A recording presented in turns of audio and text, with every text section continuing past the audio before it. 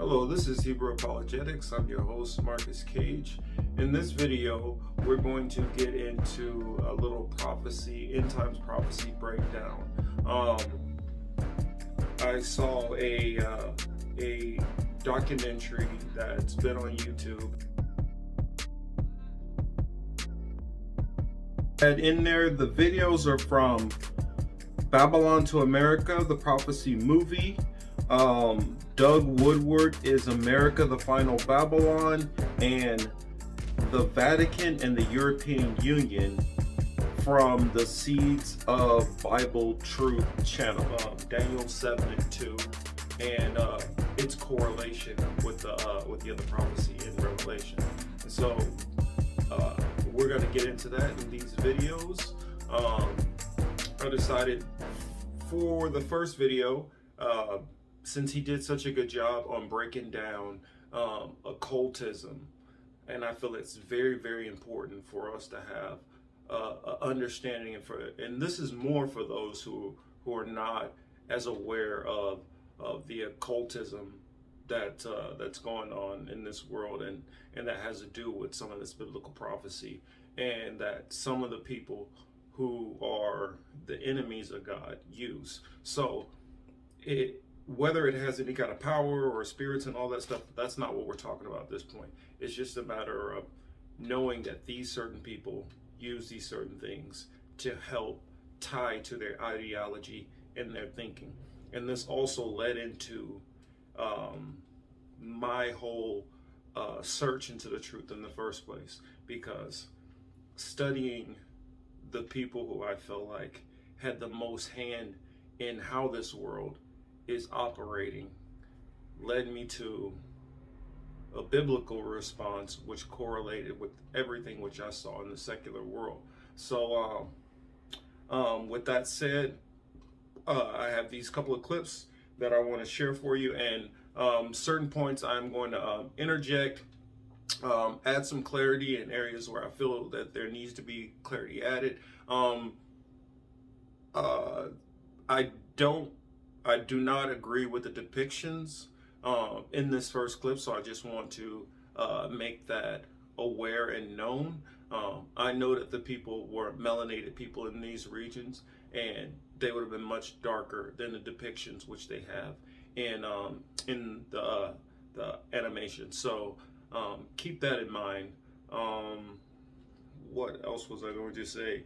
And the second video, the professor does a really good job breaking down some of the things, since both of them have, they come to the same conclusion, which is the same conclusion which most Christian scholars have right now. I have a different understanding, and so where we diverse, that's when I'm going to jump in, and I'm going to give the understanding which I have and which I've been taught, and which I prayed on, and felt like this is the understanding I got. So first and foremost, I want to give honor to my Heavenly Father, Kal Halal Yahweh, by Hashem Yahweh Shai.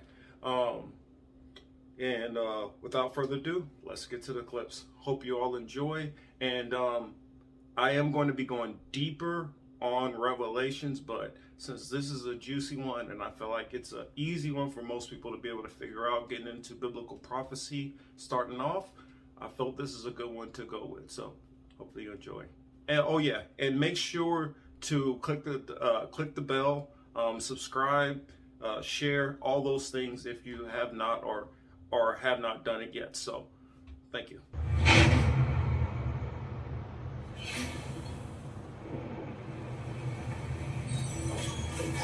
After the flood, and after Noah and his sons and their wives went forth from the ark, there was a man begotten by his grandson Cush, whose name was Nimrod. He was a mighty hunter before the Lord, wherefore it is said, even as Nimrod, the mighty hunter before the Lord. And the beginning of his kingdom was Babel, which means confusion. The name Nimrod means rebellion. Nimrod was a rebel against God, and as the leader of the kingdom of Babel, Nimrod was also connected with the building of the Tower of Babel. And they said, "Go to, Let us build us a city and a tower, whose top may reach unto heaven. According to the historian Josephus, Nimrod said he would be revenged on God if he should have a mind to drown the world again, for that he would build a tower too high for the waters to reach, and that he would avenge himself on God for destroying their forefathers. The motive for building the Tower of Babel, according to Josephus, was to protect humanity against another flood. Before the flood, God saw that the wickedness of man was great in the earth, and that every imagination of the thoughts of his heart was only evil continually. When God saw that the children of men were building a tower in rebellion against him, he wanted to put an end to it and said, "Go to. Let us go down and there confound their language, that they may not understand one another's speech." So the Lord scattered them abroad from thence upon the face of all the earth. Tradition says that Nimrod's wife was also his mother and granddaughter of Noah. According to various legends, Semiramis became pregnant after engaging in an adulterous affair while married to Nimrod. Around this time, Nimrod dies a violent and untimely death. In an effort to retain power and to hide her misdeeds, Semiramis makes the most audacious claim. She publicly declares that upon Nimrod's death, he had been resurrected as the god of the sun. As the sun god, Nimrod used his sun rays to miraculously inseminate Semiramis with a child. This child was thus considered to be divinely conceived. The child's name was Tammuz. A couple of interesting fun facts I wanted to add. Nimrod's birthday was alleged to be December 25th. The practice of going into the field and cutting down trees and decking them with gold and silver became a tradition. Under that tradition also, people would often put their offerings or gifts up under these trees, which she claimed was the reincarnation of Nimrod. Thus, Semiramis was both Nimrod's wife and mother. After the scattering that occurs at the Tower of Babel, the story of the miraculous conception of this child disseminated throughout the world and led to the rise of sun worship, along with the various birth, death, and rebirth cults that are littered through history. These mystery religions of future generations adopted different names for Nimrod, Semiramis, and their child Tammuz. This was the birth of paganism.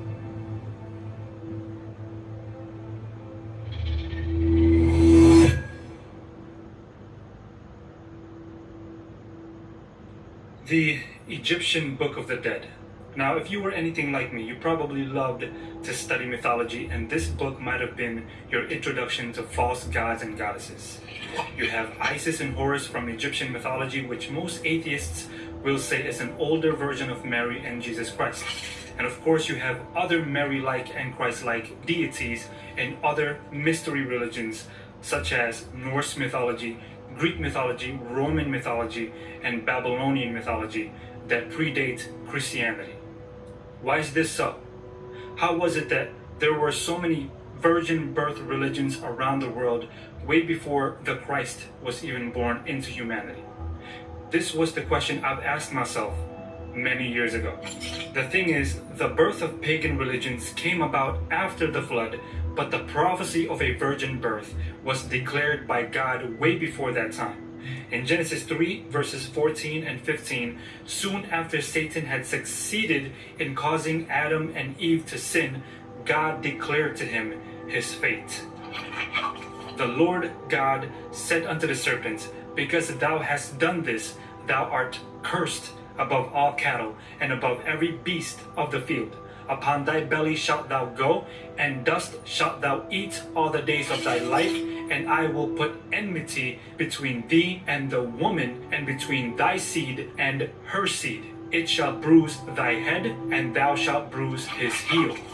God told the serpent that the seed of the woman will bruise his head. Now, in every case, the seed always comes from a man, which enters the woman, thus the conception of a baby. The enemy knew that this was not to be an ordinary seed and that this was not to be an ordinary birth. I don't entirely agree with him on this next part here, but it's a widely accepted theory, so we'll let it go for now. He knew that it would be a virgin birth, and so he devised a plan through Semiramis and fathered these counterfeit virgin birth religions throughout the ancient world, along with the worship of the sun in God's stead. This he did to put doubt in the minds of people by questioning, out of all these counterfeits, which Jesus' story is the authentic. And so today we have atheists ridiculing Christians, saying we don't know what we believe because there are so many religions with a story similar to Christ's. Little did they know, these false religions were set up by Satan to promote false worship and idolatry. So how do we No objection from me here. How do we know if God truly does exist? And how do we know which God is the authentic? My name is Tilla, and I believe that Bible prophecy is one of the many strong evidences that God does truly exist and that the God of the Bible is the one true God. To declare over 2,500 years of human history in pinpoint accuracy, years before it even started coming to pass, is nothing ordinary. Daniel's account is a very interesting account. The book of Daniel was written about 600 years before the time of Christ. The entire book was written by Daniel the prophet himself, except for chapter 4, which was written by King Nebuchadnezzar. The name Daniel comes from a juxtaposition of two words, Elohim, meaning God, and Dan, meaning judge. The name Daniel means God is judge. The story of Daniel began in a tragedy. God's people have been disobedient to God's law, and since they were stubborn and disobeyed, God had to send them adversity. The nation of Babylon came to destroy Jerusalem and carry away some of their finest and best young people into Babylon, where they were trained in the customs, societies, government, and culture of the Babylonians. Daniel was one of those who were trained to be among the wise men or magicians in Babylon. Now in Daniel 2, King Nebuchadnezzar of Babylon had a dream that disturbed him from his sleep, and he had a sense that the dream was important, but he forgot what the dream was about. So he called the Chaldeans. These were some of the wise men of Babylon, and asked them to tell him what the dream was and its interpretation. The king was asking them to read his mind. This was impossible. But remember, he pays these wise men to know things that normal people wouldn't know. So he expected them to know the dream and its interpretation. The king was furious to have learned that these wise men could not do what they said they could do. And so he ordered the death of all the wise men in the courts of Babylon. Daniel was one of those to be put to death. When it came time for Daniel to be killed, he asked why the decree was so urgent. One of the king's guards, Arioch, made it known to Daniel the reason why. And so Daniel petitioned for time so that he and his Israelite friends could pray about the dream. In verse 19 of Daniel 2, the Bible says that God gave Daniel the dream in a night vision. So Daniel boldly met with the king to tell him what the dream was, and that most importantly, there is a God in heaven who reveals secrets and alone can interpret the dream. And the dream was this. King Nebuchadnezzar saw a giant statue with the head of gold, chest and arms of silver, belly and thighs of bronze, legs of iron, and feet and toes, partly of iron and partly of potter's clay. Then a stone was cut out without hands and struck the statue on its feet and crushed the whole statue completely. And then that stone became a great mountain that filled the whole earth. Now we're going to talk about Daniel's dream. If you look at Daniel chapter 7 and verse 1, and please look through these chapters as I'm going through, because I'm not necessarily going to read out every verse. I expect that you're going to be sitting there looking at it yourselves. So in verse 1, it tells us, first of all, the time in which this is happening. The first year of Belshazzar, king of Babylon, Daniel had a dream and visions in his head upon his bed, which he then wrote down and told the sum of the matters. Now, we know he's written them down because we're reading his book ourselves. He's talking about the time of Belshazzar. We're looking at around the beginnings of the 6th century BC. So that's sometime after 600 BC. Remember, the numbers go backwards when you're BC and then increase when you're AD. So we're looking at from around 600 BC onwards into the 500s. Daniel's there in Babylon. He has this dream. Now, Daniel chapter 2, it was the king that had the dream, and he woke up not remembering what the dream was. In Daniel chapter 7, it's Daniel that has the dream, and he wakes up remembering exactly what the dream is.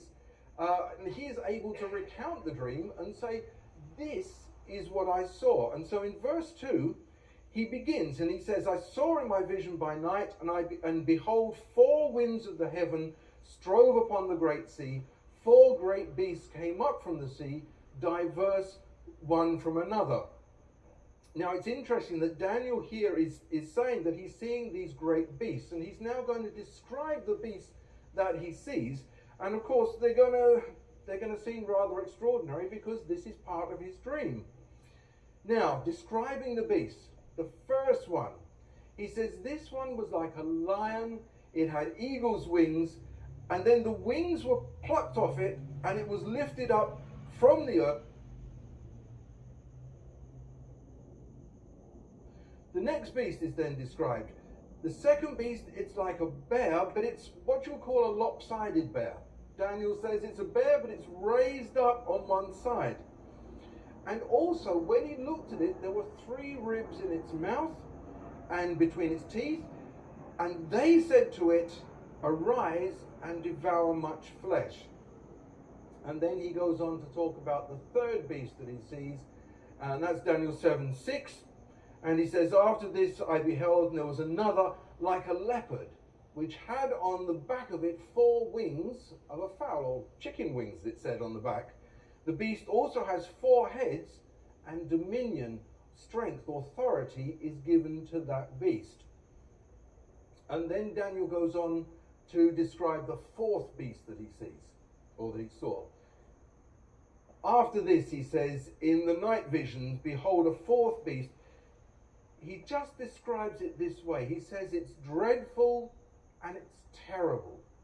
It's exceedingly strong, and it's different from all the beasts that had come before it. So he says I can't say it looked like a lion or a bear or a leopard. It looked different. It was something else, but it was a terrible thing to behold. And also, he says, it had 10 horns. So here's this rather bizarre beast that he's seen, and this beast is more frightening than all of the others. Now, of course, Daniel lived at a time and recognized that sometimes God gives dreams to people. And Daniel recognized that what he'd received was a vision from God. And the problem that he's got with that is that he doesn't know what the vision actually means. So what do you do when you're in that situation? Daniel does the same as all of us would do, I'm sure. If you want to go to God and find out about something, you get on your knees and you pray and you ask earnestly for the Lord to reveal it to you. This is what Daniel did. He said to the Lord, please tell me what it is. And God turned around to him and said, okay, here's your answer. Here is the meaning of everything that you've seen. And the first thing he says, we read in Daniel 7:17, the first thing God does is identifies what is the meaning of the beast. And he says to Daniel very clearly, these great beasts, 4 great beasts, are 4 kings or kingdoms that are going to arise out of the earth. You know, the interesting thing is that in the Bible, we don't have to guess about what prophecy means. We're not in a situation where we have to use human wisdom to work it out, because God tells us what is the symbolism in the Bible. And sometimes when you listen to people expounding on prophecy, and they start to bring out these fanciful ideas, you have to say, well, where are you getting this interpretation from? Because the Bible operates in one simple principle The Bible interprets itself. And so if we want to know the meanings of all the different symbols, we go to the Bible. I'm going to give you 3 specific symbols that are relevant at the moment. And this is the understanding of them. If you look, Bible prophecy, seas. What does seas mean? We go to Revelation chapter 17 and verse 15. And there it tells you that seas represents peoples. The same with the winds. You remember we read in Daniel there about the winds striving on the seas. What does the wind mean? Jeremiah 49 verses 36 and 37 tells us that the winds refer to war. So war that's taking place involving the seas, involving the people. And lastly, the beasts, as we've just seen in Daniel chapter 7 and verse 17. These refer to kingdoms. Once we've established these 3 points, we're then able to look through Daniel 7 and see exactly what does it mean. And the first question we have to ask is, what kings or kingdoms do these beasts represent? Or in other words, does the Bible identify any of these? Are we told anywhere to go to see the understanding? Now, if you go back to Daniel chapter 2, when you look at Daniel chapter 2, you will see there that Nebuchadnezzar had this dream, and he dreamt also of a parade of kingdoms, but these were not different beasts. As Nebuchadnezzar saw them, this was just one statue made of different metals. And as you go through the various different metals, so you can see there are various different kingdoms that are being represented. Daniel 7, it's actually the same parade of kingdoms, but given a different representation. And so what we can do is actually look back and see, well, does this correspond between Daniel 2 and Daniel 7? The first one we're looking at here is the lion, the first beast. What does the lion represent? Now, what I've given you here is 2 pictures. First of all, on the right, this is very typical of going into a Babylonian city, or going into the city of Babylon itself. You will find on either side of the gates, there's the representation of a lion with wings and with a man's head, because the lion represented Babylon. How do we know? Well, if you look at the other picture there, the other picture is as you step into the city of Babylon. The first thing you're confronted with is this massive statue. And although it's very hard to see because it is 2,500 years old and it's been standing there in the elements for 2,500 years, it's worn away a bit, but it's actually a lion with its paw on top of a man. And it's showing that the Babylonian kingdom overcomes mankind. It was the number 1 kingdom. Or in other words, that first kingdom that is represented there, in Daniel chapter 2, we're told very clearly this is Babylon. In Daniel chapter 7, we're told, well, it's the lion, it's the winged lion, which was the representation of Babylon. And so the first power we've got runs from around 605 BC down to 539 BC, and this is the kingdom of Babylon. Now we move on to the next one. The next one was the bear. And you remember I said that this was what's called a lopsided bear. As you can see, it's kind of standing, it's up on one side and down on the other side. This represents the kingdom that overthrew Babylon. It was the Medo-Persian kingdom that overthrew Babylon. Now the interesting thing is that there was an uneven balance of power between the two. Initially, when they got together, the Medes and the Persians were more or less equally strong. But as time went on, the Persians increased in power, the Medes went down in power, and so there was this lopsided part of the bear. If you're wondering about the 3 ribs that were in the bear's mouth, this represents the 3 provinces of Babylon that were overcome by the Medo-Persians. Why a bear? Well, it's interesting that in those days, going back to 2,000 years, does anybody know Medo-Persia, the area that it covered? Persia today we know as Iran. And so it was that area around Iran, Iraq, a little bit south of that as well. Now the interesting thing is that in that area was known for being the habitation of brown bears. So it's very interesting that God chose that symbol, because if you say to somebody, where do bears come from, people would say, well, over Persia, Medo-Persia way. So the bear is a good representation of that kingdom. The Medo-Persians, they were between 539 BC down to 331 BC. Now, what happened in 331 BC? Obviously, the Medo-Persian Empire was destroyed, got rid of. Yes?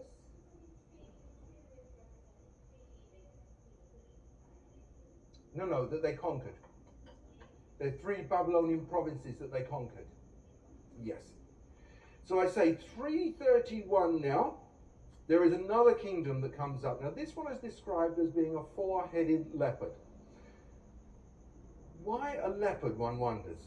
Well, the first thing to say is the leopard is the fastest of all the cat animals. I don't know if it's even the fastest animal in acceleration.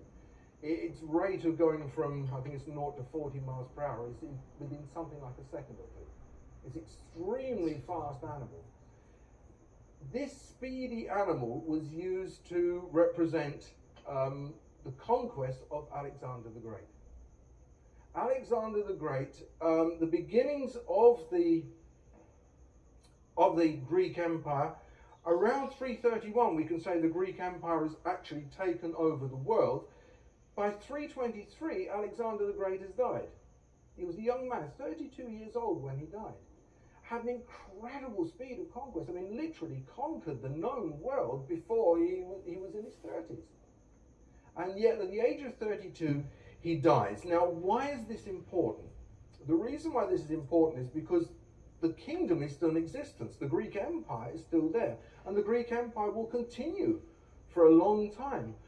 But the Greek Empire is divided up according to the 4 main generals that were the leaders of its army. Or in other words, there was Ptolemy, Cassander, Lysimachus, and Seleucus. These 4 generals, when Alexander died, there were some wars, there was some fighting between them, and then eventually these were the 4 men who divided up the Greek Empire and ruled various parts. And that rule continued until the Greek Empire was broken down. That's why we see 4 heads on the leopard. Because although the conquest was done by that one animal, the Greek Alexander the Great, once the conquest had been achieved, it actually divided into the 4 that more or less remained through until the end. So the Greek Empire, we can say there from 331 BC through to 168. Yes, that's a good length of time. If you're looking at Alexander dying in 323, they still continue on for over 100 years. But Greece fell to another empire. The 4th empire that comes along, this empire is different from all the ones that have been before it. And it really is a different one as well. Daniel describes it as being strange and terrible, and that's really what it was. It was the Roman Empire. Roman Empire, different from all the others, first of all because of the efficiency of their armies. They had a very, very efficient army. The men were very highly trained, and they developed tactics that were never seen on the battlefield before. For example, they developed what we in modern warfare would call a tank. This was where you had a legion of men, I say a legion, it may have been more, who would group together in ranks. And then when they were ready to advance, as they were going into the enemy, the people at the front would bring their shields to bear at the front, and they would lock their shields all together in a row at the front. The people at the side would bring their shields to the side and would lock their shields all the way down. The people at the back similarly could put the shields on their back so that there were shields behind them. The people in the middle of this group would take their shields and raise them up above their head and hold them above their head. Now, once you see what's going on, you see you've got shields going all the way around this square of people, shields on the top. How are you going to stop them from advancing? You're firing arrows, you're throwing spears, you're throwing rocks at them, but everything just bounces off the shields. Some people would then say, okay, why don't we run and we can poke them under the shield, hit with our swords or jab with spears. But the Romans thought of that as well. Because when the guys up front who had the shields, there was another row behind them who had spears. and they would lower their spears and they would come in between the shields. So now you had maybe 6 foot of spear coming out from the shields. As you ran forward trying to get yourself in a position to hack at these people, you couldn't do it. You were being poked with spears all the time. So it became a remarkably efficient army that could literally march into the center of a battlefield, march into the center of the opponent's army, and then at a given order, they would suddenly all break the formation and be there ready to fight hand to hand. And each Roman soldier was trained to be able to capture, keep, and defend a 4-foot square area around him. And they would operate in fours as well. So they were always, you always had backup, you always had somebody next to you. As I say, an extremely efficient army. They did one other thing as well. To keep the peace wherever they went, you had what was called the Pax Romana, the Roman peace. Now, what does that mean, the Roman peace? Very simply, the Romans would go up to, for example, they would go to a city that was in rebellion. And they would say, stop rebelling, pay us the taxes, behave yourselves. And the city would think, no, we're okay, we don't have a problem, we can defend ourselves, we'll withstand a siege. And so they would go to siege, the Romans would besiege the place. When they broke through the siege, the Romans would kill every man, woman, and child in the place. Now imagine how quickly that story gets around. That city's been wrecked, but everybody's been killed. It's absolutely been devastated. Then the Romans appear at the next city and say, right, surrender. What do you think the people in the city would do? They go, yep, we surrender. We saw what happened down the road. We don't want that to happen to us. We'll surrender. And as far as the Romans were concerned, as long as you didn't rebel against them, as long as you honored their traditions and their gods, everything was fine. Prophecy watchers, and I have a question for you. What do you know about Mystery Babylon?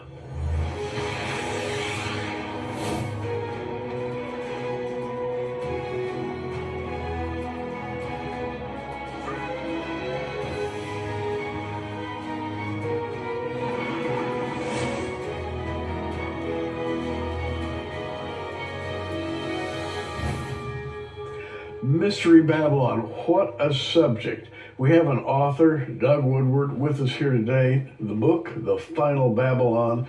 And before we start talking, Doug, I'd just like to say that you are probably way up there in stature when it comes to studies concerning Mystery Babylon the Great. Well, thank you. I appreciate that. And I have spent a lot of time studying these issues and probably, for better or for worse, become associated somewhat with the position that the Babylon of the last days is the United States.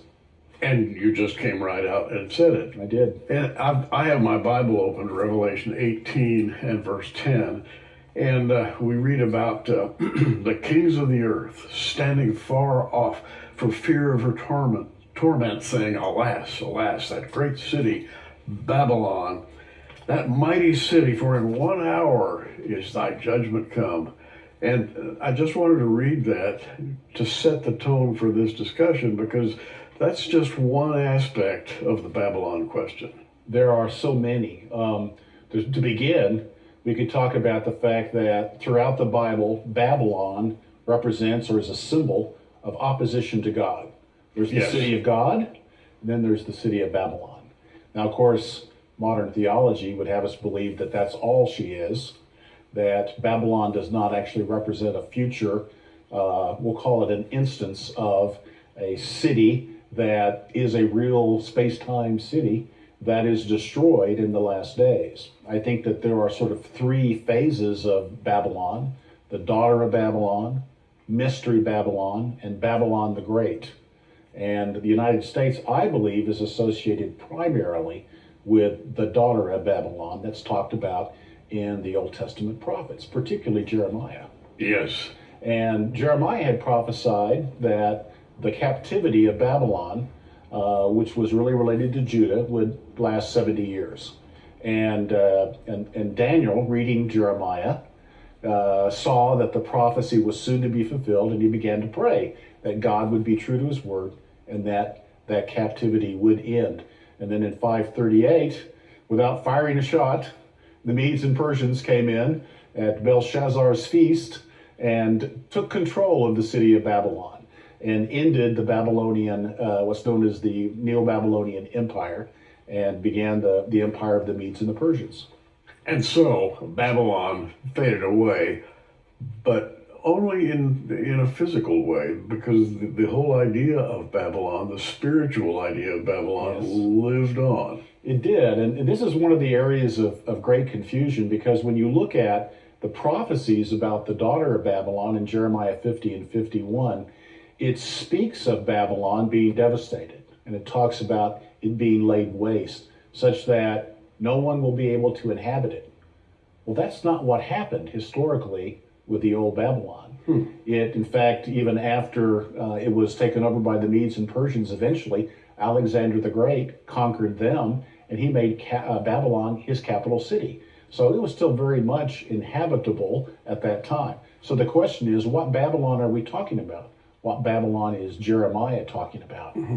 Now, let's really get down to what Babylon is. Is America Babylon, for example, which is deeply discussed? Is Europe a Babylon? Remember the 10 nation common market? Indeed. A lot of people thought this is Babylon, Mystery Babylon, come to life at last. Of course, that went away, and people are still talking about it. But why is it important to locate Babylon geographically as the Bible does in the latter days? Mm-hmm. Well, I think it's because there are several factors. Certainly, there are very specific prophecies talking about destruction of Babylon. Yeah. And so I believe that there are many prophecies that repeat again and again and again that this nation shall be destroyed. Well, if we are that nation, that might concern us just a bit. It might concern us a lot. Yes. And some people have come right out and said it, America is Mystery Babylon the Great, the one that's described in Revelation. I just read the verse concerning a lot of spectators watching the death of Babylon. Right. Yeah, there are really in today's, amongst us futurists that believe that there are prophecies yet to be fulfilled. There really are sort of three views about Babylon. There is the view that I hold, the daughter of Babylon relates to not just America, but sort of the Anglo-America Empire. There's the view that that the revived Roman Empire will be the power base of the Antichrist. And what's really happened in the last 10 years, since you and I talked about these things a number of years ago, is that the arising of the concept of the Islamic Antichrist has become a very significant factor in the minds of many futurists. So much so that today, the concept of the revised Roman Empire, which is still held by some great brothers of ours, is kind of declining. And you have really a view that's been put forth primarily by Joel Richardson, a great brother, great ministry, great missionary, but his theology is very different than ours. And we could talk about that perhaps in a moment. But to cite some of the folks that do believe that Babylon, the United States is Babylon, I'm not alone in that point of view. You certainly have the old Frank Logsdon of the old Moody Church. Yes. Our friend Noah Hutchings, the late Noah Hutchings. That's right. You have R.A. Coombs, a gentleman named Patrick Heron. There's a list of probably 10 or more. Even J.R. Church talked about the possibility that America could be the final Babylon in his book, The Guardians of the Grail. That's right. He did indeed. And so we come to the present. And you and I look at the world the same way. We're watching, and it is, things are coming apart, to say the least. Yes, they are. And in a biblical sort of way, the way the Bible said they would, right? Which causes us then to take another look. That's right. At what's...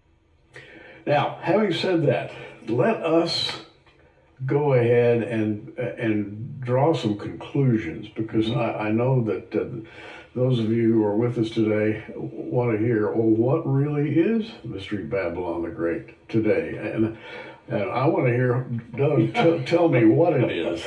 Well, there's a number of ways to answer that question. There's certainly a verse, I believe it's in Revelation 16, that talks about Babylon is a city divided into three parts. Well, that's interesting. What exactly does that mean? Well, as we read on in Revelation, we understand that there is a mercantile or commercial Babylon. There was sort of a military political Babylon. And then there is a spiritual Babylon, which is usually associated with Babylon or the mystery Babylon. And so you have all of those factors in play in talking about that. But if we get specific about what might it be that causes us to think that the United States is the final Babylon or one of the final Babylons in the last days, certainly we just have to look at things geopolitically.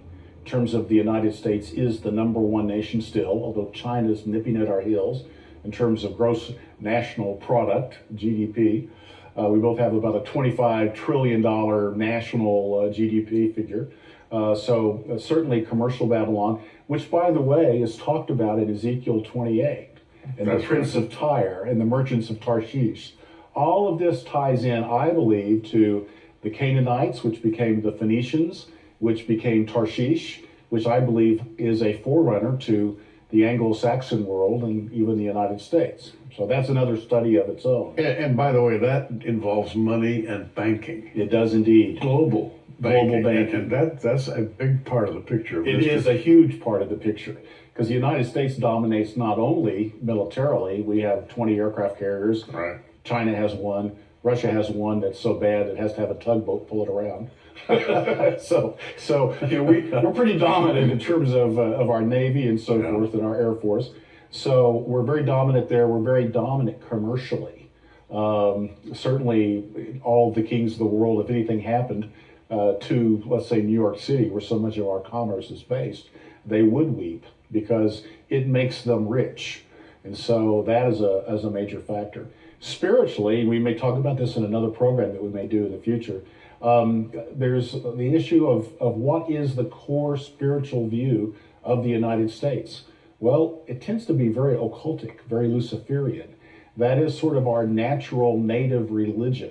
Christianity is, well, we like to think of ourselves as a Christian nation. Absolutely. There are certain politicians that don't agree with that.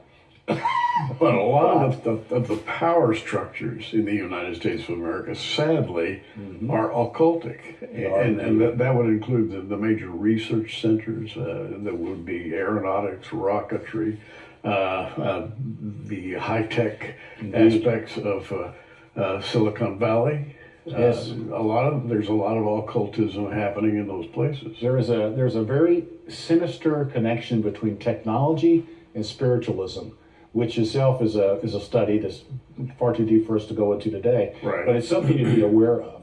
So anyway, if you look at all of these major factors of what characterizes Mystery Babylon, the United States certainly seems to fit the bill, and no other nation right now does. So the late Chris Putnam, who wrote a foreword for the book, The Final Babylon, made the point, which is that if the Lord were to return today, there really is no doubt that the United States would have to be Babylon, because it's the only one that qualifies. And having made that statement, I want to take us to just another interesting locale, which happens to be under the label of fascism.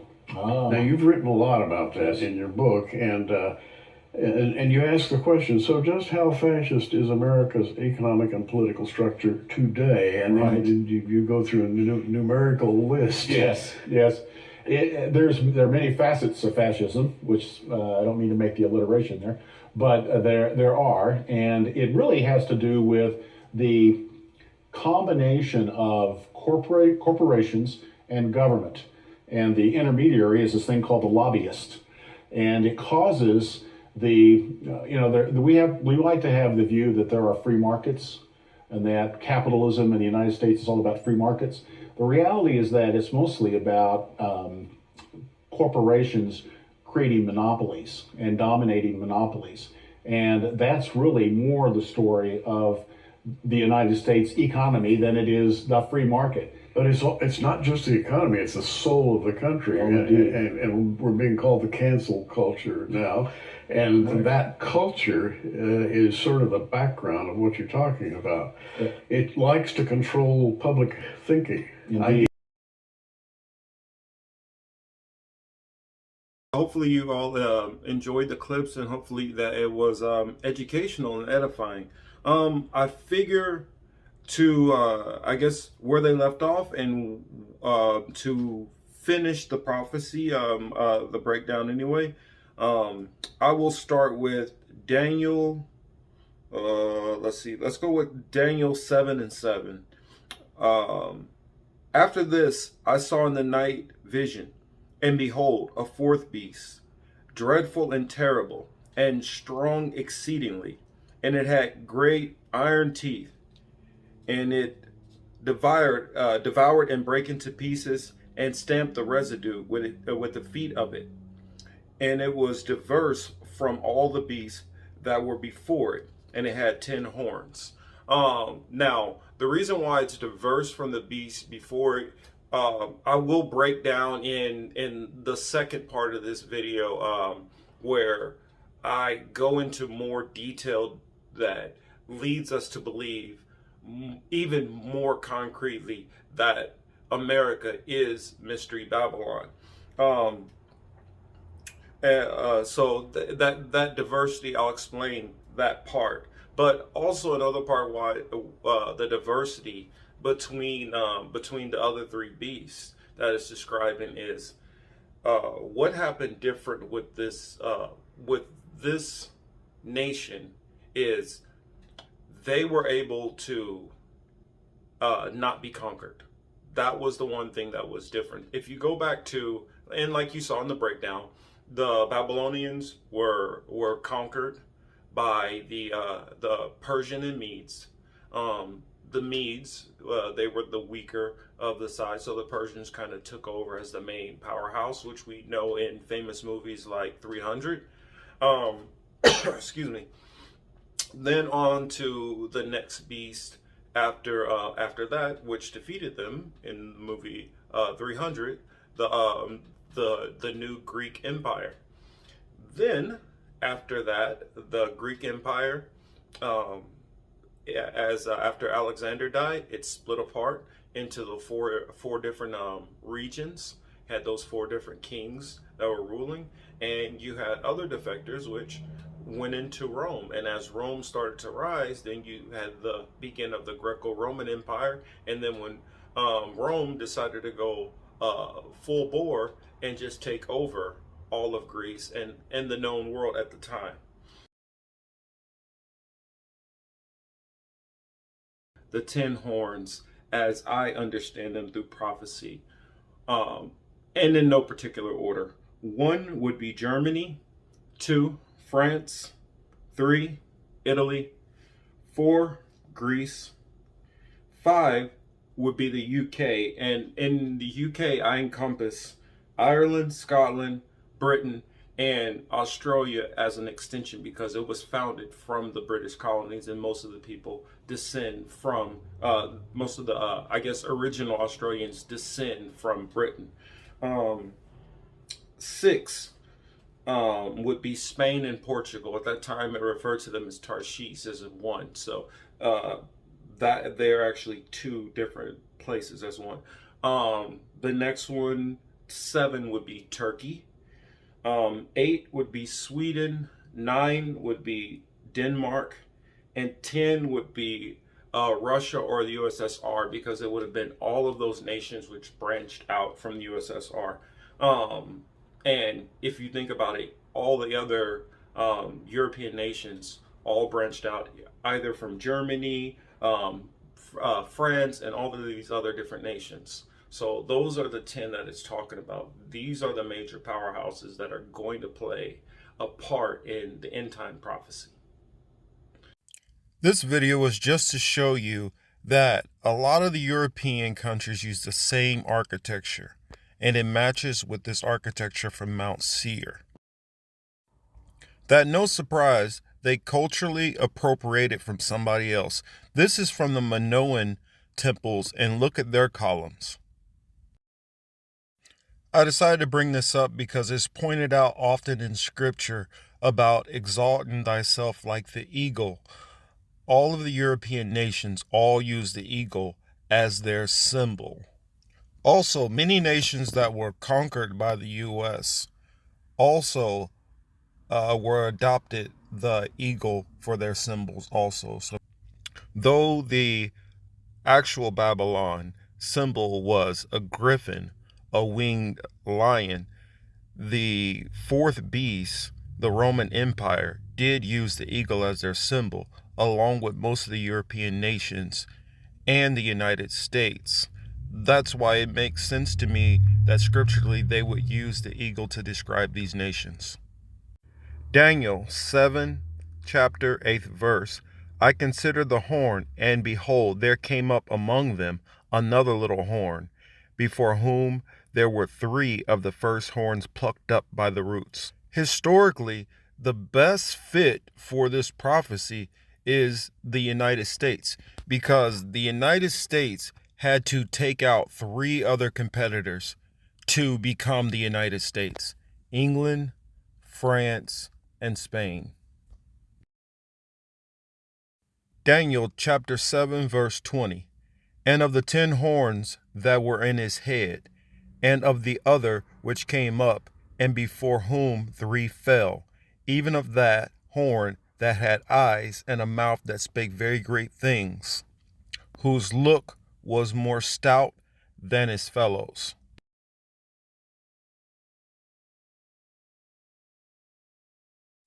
One of the first things the United States did when it gained its independence, it literally told all the nations that they could not cross into the Americas at all. Even though they had no military and no force, they spoke very great words. That's just one example. Another example I would cite is saying that we were going to go to the moon. All the things, I mean, if you just think about it in general, the United States is the nation which always makes all the profound statement and always decides that it's going to be the leader of the world, whether anybody else wants it or not. So to me, the United States is the only nation that fits the bill for this little horn. These were the 9 questions asked in the first video. And I asked you, do you believe that United States fit this bill? Number 1, they say little kingdom. United States is the youngest of the major nations. 2, it came up from the 10 European nations. 3, it came up after the Roman Empire. 4, it uprooted 3 other kingdoms. 5, the United States is definitely a diverse kingdom. 6, has a man as a figurehead. The United States has never had a woman for a figurehead. I don't think that that's what that was going into, but still, nonetheless. 7, no nation has blasphemed God more than the United States. 8, persecute and make war with the saints. If you know who the saints were, then you would understand what that means. And the last was to think to change times and laws. What that's talking about is the laws and statutes and commandments in the Bible. The United States and Christianity has told people a lot of things in the Bible don't matter anymore, don't exist. And so to me, they fit all 9 of those characteristics which were asked in the first video. I wanted to add these couple of scriptures real quick because in the second video with that professor, he was going into that the Vatican was the beast.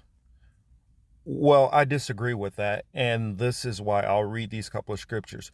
Revelation 19:19. And I saw the beast and the kings of the earth and their armies gathered together to make war against him that sat on the horse and against his army. 20. And the beast was taken, and with him the false prophet that wrought miracles before them, with which he deceived them that received the mark of the beast, and them that worshipped his image. These both were cast into the lake of fire with brimstone. And I guess I'll try to break this down real quick. In 19, it says clearly that the beasts and the kings of the earth and their armies, so letting you know the beast has an army. The Vatican does not have an army, so that doesn't work. And also, from my understanding, the Vatican actually fits the definition of the false prophet. So when it says the beast and the false prophet were all cast into the lake of fire with brimstone, that makes perfect sense to me. Hopefully this was educational. Hopefully, and please go and read your Bible and check on your own. Don't just take my word for it. But in the second video, I will be going deeper into the characteristics of Mystery Babylon and more the prophecy and how you can tell that Mystery Babylon is indeed America. Thank you. Hopefully you enjoyed.